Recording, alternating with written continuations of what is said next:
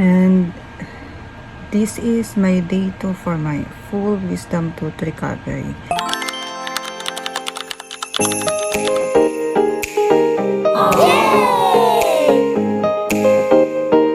As you can see, grabe. Una siya itong nasamad niya. I don't know.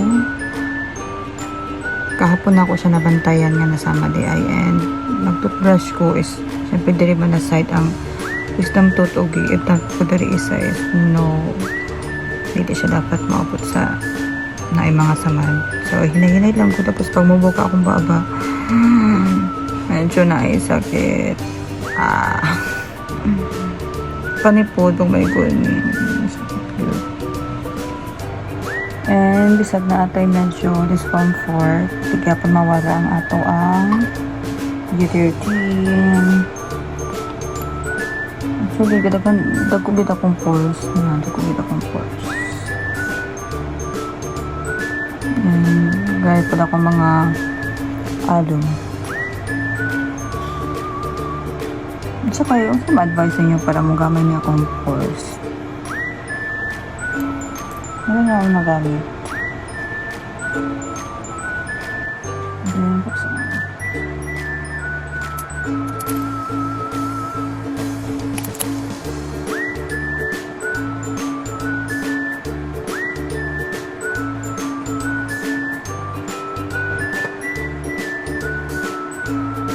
Spread lang. Hindi ako ang iba. Medyo mag-dry kami ako ito. Hindi ko tapos kong mga pores.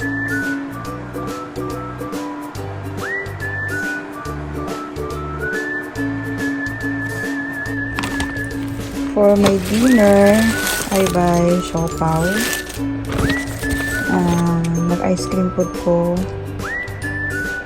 for my wisdom tooth. And this one. So, hindi lagi pagkaon-ano. Nag-crave ko kay duha na gid ka adlaw. Nalugaw raw og itlog. And nagkaamsa ko. This is chocolate ang palaman. So, dili man ta makabukaw pa ba. Ano nila pagkaon.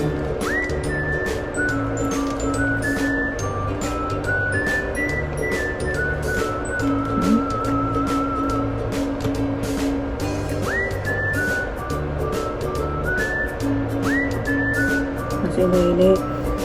Mo di ay na lugaw lang din mong kaumon, mga soft.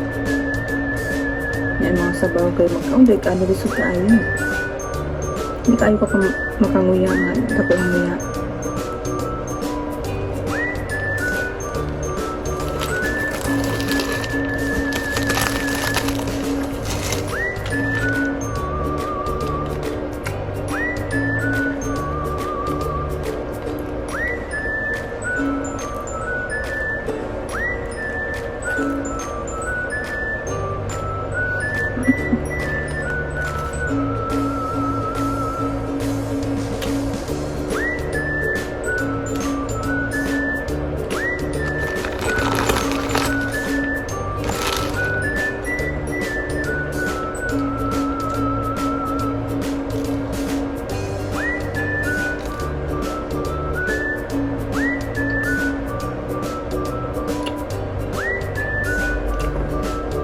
Sabihin nyo sa una.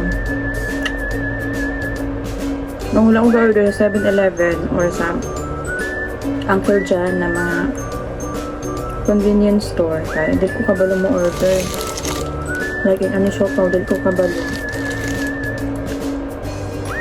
Alam mo time nga. Karon pag ato na ako grabing ulan sa gawas. Ako na isa ang customer. Pa-order na ako siopaw kani. Sila na nagkuha sa ano. Mga food tray nila nga naitaklog.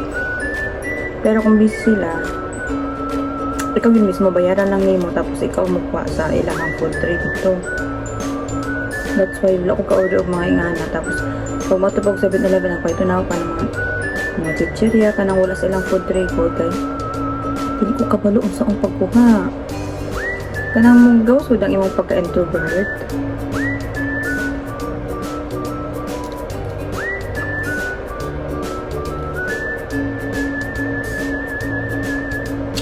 Pero medyo isog na akong gamay mag-order sa mga convenience store.